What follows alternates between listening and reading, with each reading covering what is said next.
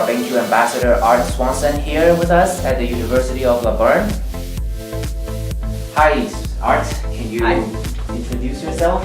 Hi, so I'm Art. I am a BenQ Ambassador, and right next to me here is the SW320, 32-inch 4K. I love the monitor, it's great.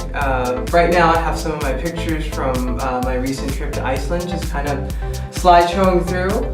Some of these pictures are really cool, like the panoramic here. Some of them are 360 degrees, many of them are over 400 megapixels stitched together from a D810 file, so it's really awesome.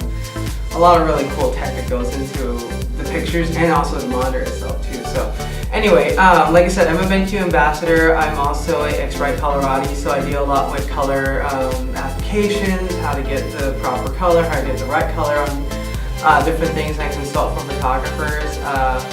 I'm a teacher at University of Laverne, so I teach a lot of class here. Primarily what I do is I teach the core digital class at this university, and including 2 upper division classes as well. One is in weddings and event photography, and another one is in architectural photography, which are really technical heavy class as well. So that's kind of a little bit in a nutshell what I do.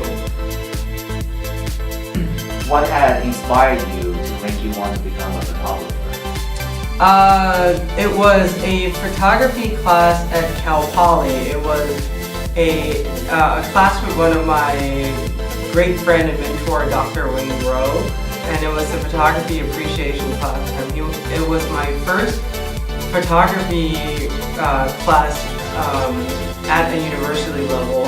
So literally when I, just from high school going to university, the first class was with him, and it was really amazing. It opened my eyes a lot to photography. We learned a lot more about the history of it and what photography entails and so forth.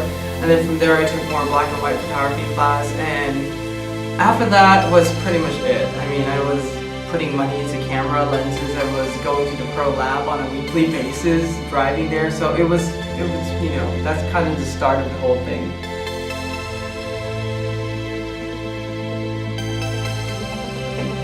So what would you say is the most difficult part of being a photographer? I would say the most difficult part is the client education part, because the thing is that on the devices that we carry with us every day, our phones, our cameras are getting so good now that people are now really doing their own photos, and they're kind of even neglecting DSLR to a certain extent. They're just using their camera phones to capture photos, and that's kind of the hardest part, is to making sure that they understand that their phone can only do so much, that you still want somebody who has background, experience, and knowledge in photography capturing those, your event, your day, or your building, your new product, whatever that may be, that it's not quite as simple as just pulling out your phone out of your pocket and just photographing something and expect to get good pictures out of it. So that's kind of the case. How about the most satisfying part? There must be a lot. There's a lot. This is really cool too. If you look through the pictures that are going through right now, when you get the photos, it's really exciting. Some of them are obviously more exciting than others, like for example, being able to capture the Aurora Borealis. So this is pretty much the same pictures. This is being produced into a book just kind of for private viewing, but being able to capture that at night is really amazing. And a lot of these things, especially during night and long exposure photography, it doesn't happen all the time, and you have to deal with things quick and get the shot when it happens. So that's kind of the case.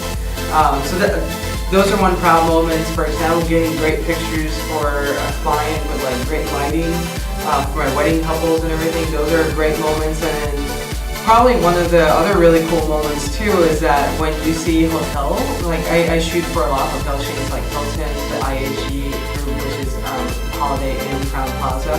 When they use the room shot and the architecture shot of the hotel on their website, that's really cool too. You can go browse and those are my pictures. So it's a really awesome moment. Since you made a book out of your trip to Iceland, would you say that's your most proud work? This is the most recent proud one, yes. What makes it so special to you?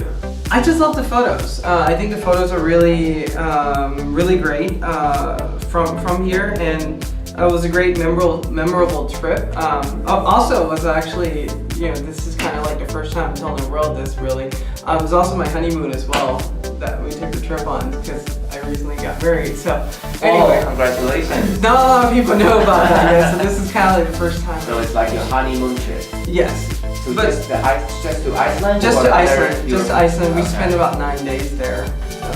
Oh, congratulations. Thank you. Tell us a little bit about what you think makes a good photo stand out from the average. It's a lot of things coming together, making sure you get a lot of times like photography comes down to either you get really lucky and you get a really good shot, or you have a lot of technicals down, you get a really good shot. And I think it has to make sure, it's one of those where you either get really lucky or you have the technical down, and then you have the composition of the picture just right. And then afterwards, I mean, to be honest with you, this picture did not look like this out of camera. It looks close, but it has to be enhanced. So I think a lot of the photos too is, for example, like a lot of the ones you see here, they need to be enhanced before they would, even come anywhere good to close to looking good. So I think that's definitely important. It's kind of like everything in combination, like good technical, great composition, good subject matter, and also the way how you use post-production is going to be extremely important. And I see that you have the shading hood on all the time. Yes. You say this is helpful to your workflow? The shading hood is really great because it not just only for the workflow in general, but for viewing, you get to be a little bit more immersive in your photos. But the fact that it actually helps blocks a lot of the straight light coming in from the side or from the overhead lights and so forth helps out a lot. It kind of just makes you focus a little bit more in the picture, and you get a lot less light bias from it. So that's true, especially in the room we are at now. We have sunlight coming from the windows. Yeah. Even if you have the shades on or the blinds, yes, we still see some ambient distracting lights coming from absolutely. the side. Yeah.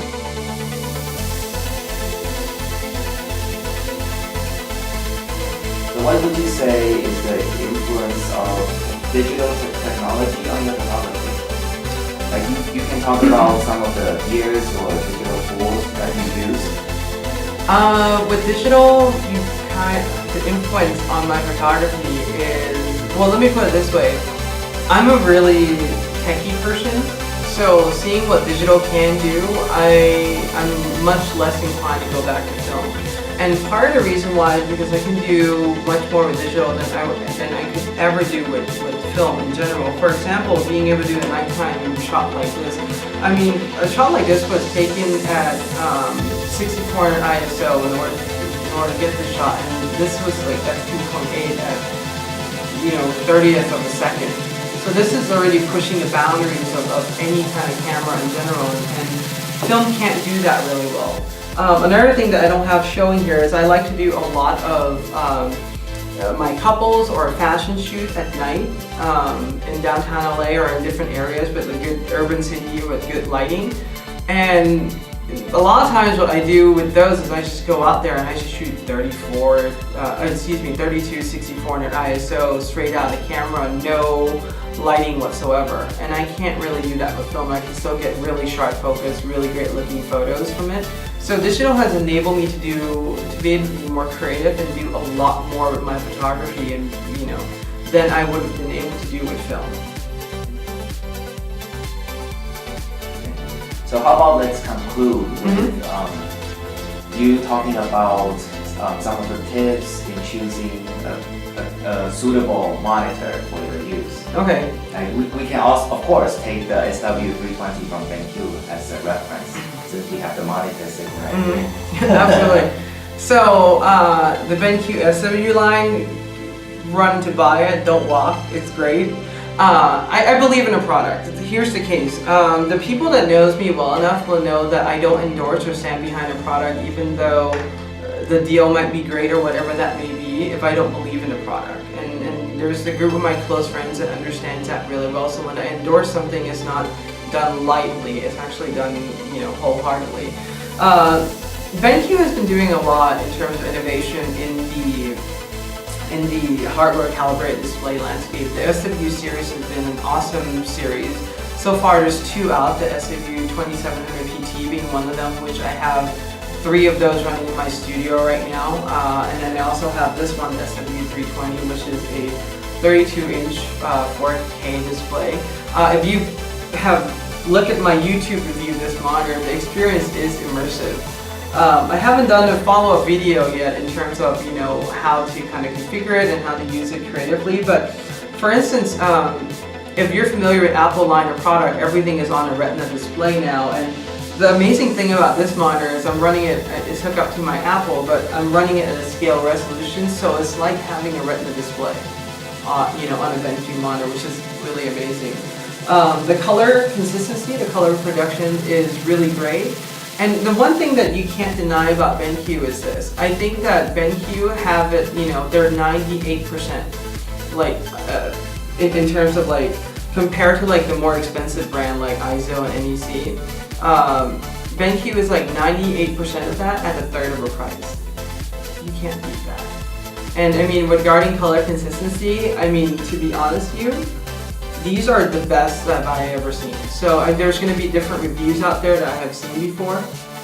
So, but I really enjoy working with these a lot, and I don't really think there is a big difference or any difference at all between an NEC and a BenQ monitor from my experience using it. So, Awesome. Thank you for your time, Art. You're welcome.